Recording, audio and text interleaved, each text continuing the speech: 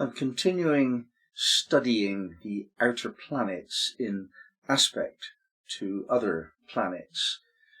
Not specifically now in terms of transits, although I will try and time these talks to coincide with the transit. So like a Neptune square Mars at the moment, or a day or two ago, gives you the sense of what we're talking about. You can maybe find better examples in your own life to understand what the transit means. And also, if you have this in your chart, or you know somebody who has this in your chart, it's quite helpful. But the main reason is for us to deepen our understandings of the outer planets. These three planets have slowly seeped into consciousness, and not really have we been able to understand their mutuality until quite recently. Although Pluto was discovered in the 30s, it wasn't really used in astrology very much until the 60s because of the war and so on. And even then, it was not based on experience because we hadn't studied it for long enough. We still haven't been around for a whole cycle of Pluto since its discovery, so we don't really know from the level of experience how to interpret it. We can work it out intuitively, psychically, and from working principles that we know, so we're not blind. But we do need to study the outer planets from a different perspective, I suggest. And that is because there's this determinism within astrology, which is inappropriate. Astrology is not deterministic. Well, what we're doing is studying energy weather, we could call it. And when Pluto comes, we have the energy weather of evolution and serious root level development. When Neptune comes, creativity. Uranus brings freedom. So those three principles we're looking at, and I'm going to say them again and again, because we need to re-establish a positive affirmation of what these three planets are doing to us. It's not okay, really, I don't think, I feel quite strongly about this, it's not okay for astrologers to dump their own fears on their clients, which is what they're doing if they say, beware of your Neptune, Pluto or Uranus transit, is terrible.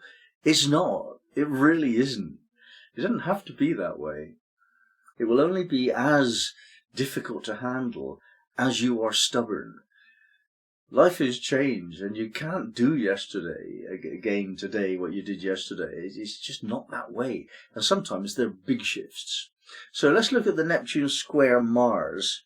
If you have this in your horoscope, or you're going through some transit of this kind, this would be most appropriate to you. But it's generally the wisdom behind the thinking that we're trying to study here. Anyway, Neptune square Mars. This transit challenges us to master our conscious directing of energy. Mars directing energy. Neptune has no goal. How can we know which way to go? We may experience a sense of confusion or lack of clarity, making it difficult to discern the most appropriate actions.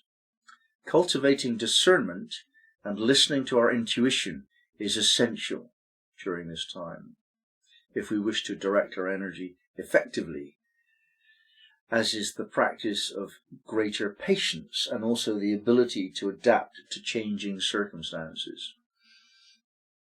So we have to rework our Mars energies. We've got unconsciously habituated to doing things our way.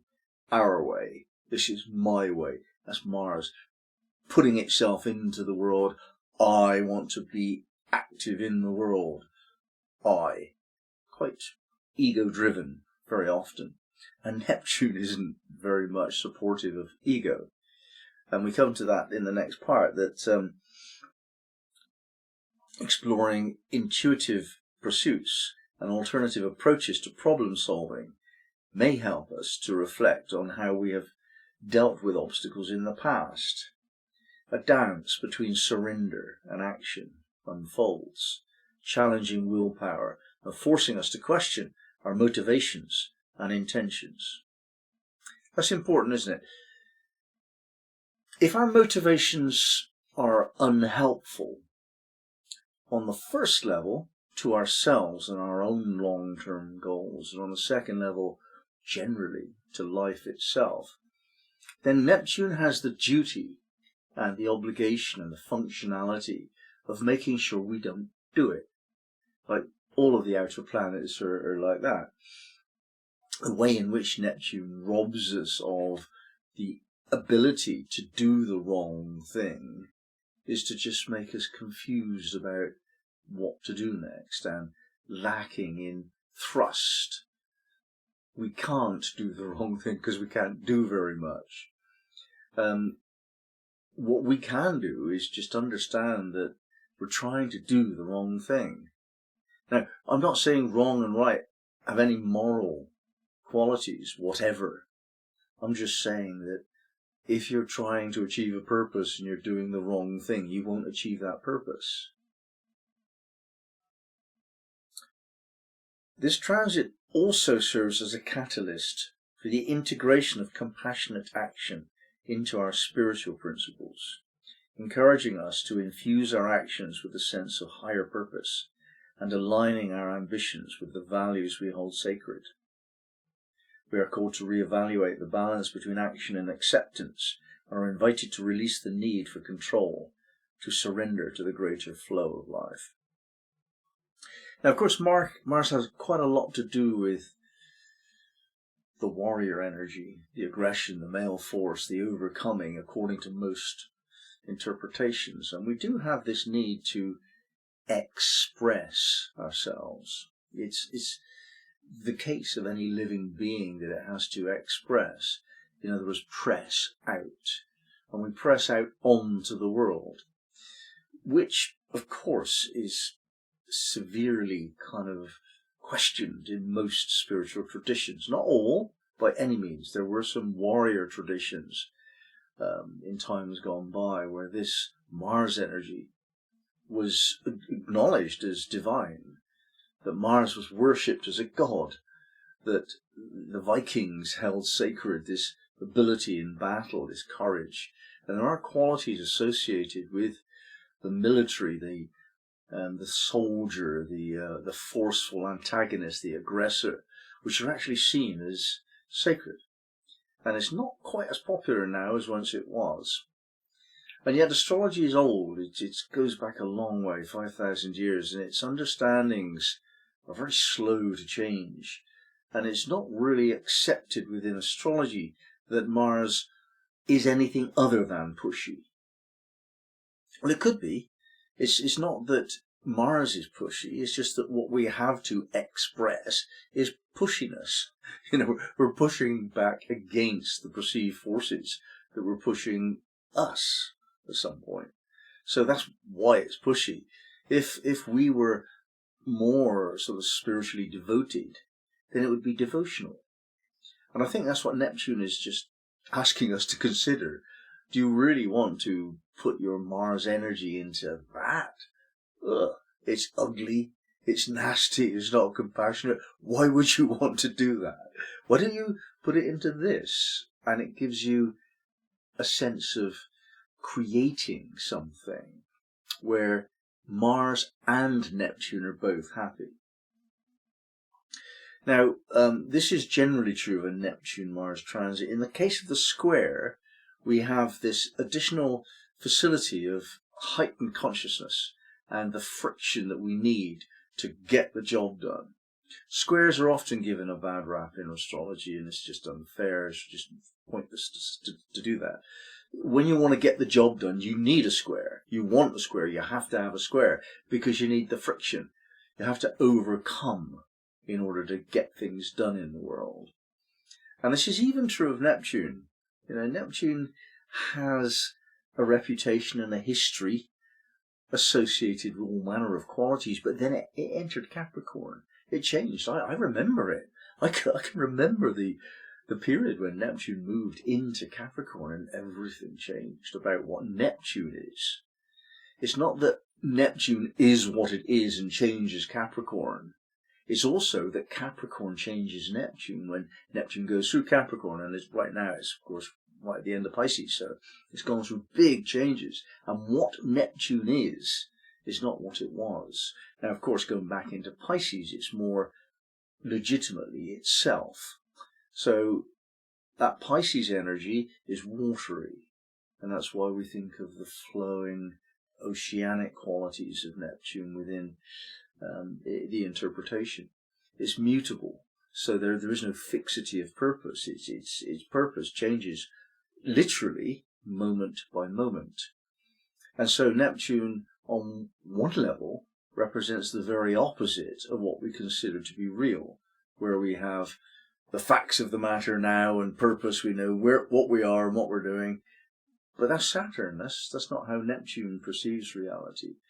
Neptune perceives reality as something which is constantly shifting, that's different for everyone, that's different for us moment by moment, that has no defined sense of structure at all.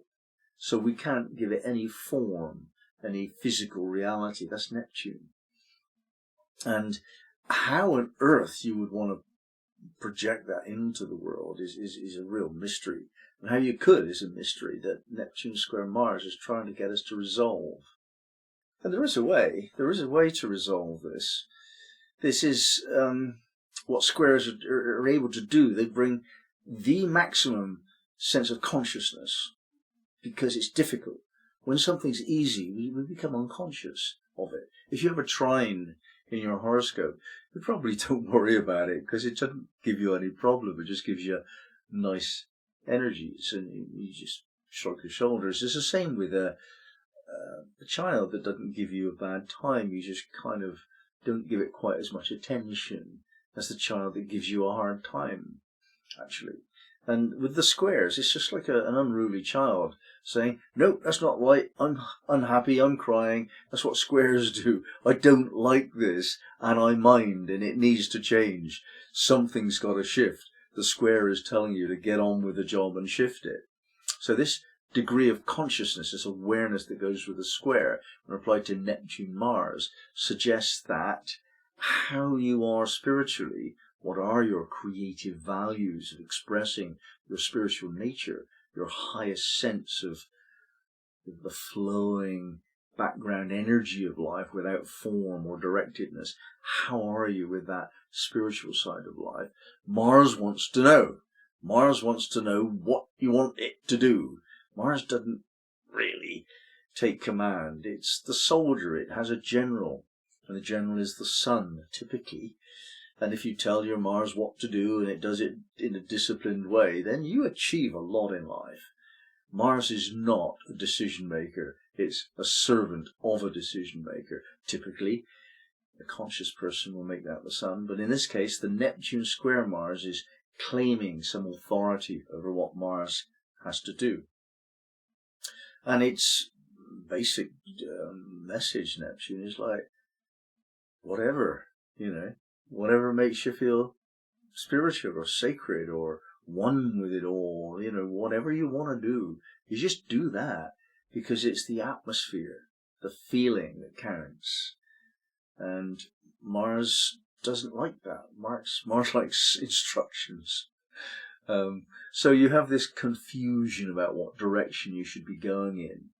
And if that's an aspect in your chart, and if it's very close, then you're going to have to work around that. That's not something you can put up with for a while. That's your life.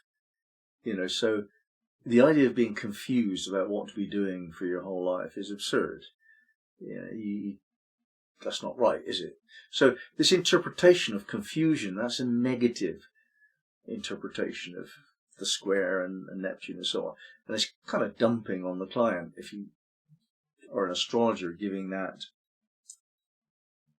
as a permanent state of being for a person. And it's not true. Even if it were true, it's not a good thing to say to them, but it's not true.